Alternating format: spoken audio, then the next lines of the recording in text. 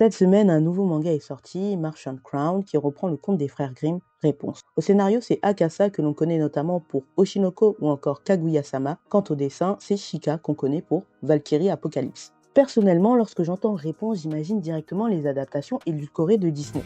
7 heures, je me réveille et dehors il fait clair.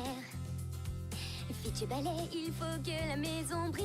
On est déjà bien loin de l'histoire tragique originale dans laquelle le prince perd la vue avant d'avoir une fin heureuse. C'était sans compter sur le manga qui lui aussi prend la tangente en termes d'adaptation. Bien que le début semble similaire à l'histoire originale, on remarque quelques différences. Attention, spoiler. Premièrement, notre personnage masculin accède à la tour par ses propres moyens. Dans l'œuvre originale, il a besoin de réponses et sa chevelure pour y accéder. Ensuite, on n'a pas vraiment de présentation. Lorsqu'il se rencontre pour la première fois, Réponse décline son identité, mais pas lui. Il se permet même de lui donner un autre nom. Finalement, après plusieurs pages, il déclinera son identité et on apprendra qu'il s'appelle Nickel. Enfin, c'est un jeune homme ordinaire. Il n'appartient à aucune famille royale. La seule info que l'on sait de lui, c'est qu'il vit avec son oncle dans un village voisin. Mais on a toujours des similarités à l'œuvre originale, l'interdiction de la sorcière ou encore l'intérêt de Réponse pour découvrir le monde. Alors oui, le premier chapitre est assez rapide. Entre leur première rencontre et l'acceptation de Réponse de le suivre, on n'a que quelques pages qui se passent. J'ai réellement apprécié cette rapidité car on arrive vite au premier dénouement, celui qui nous permet de comprendre que notre personnage masculin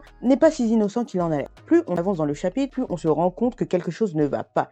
Il y a vraiment une ambiance malsaine. Avec ce premier chapitre, moi j'ai beaucoup de questions. J'aimerais savoir où la sorcière est partie durant ces 3 jours et surtout quel est le secret derrière ce personnage masculin. En tout cas, je ne veux pas vous en dire plus, je n'ai pas envie de vous spoil le manga. Je préfère vous laisser le lire et me faire un retour. Pour ceux qui l'ont déjà lu, qu'est-ce que vous en avez pensé? N'hésitez pas à me le dire en commentaire. Sur ce les pirates, à la prochaine.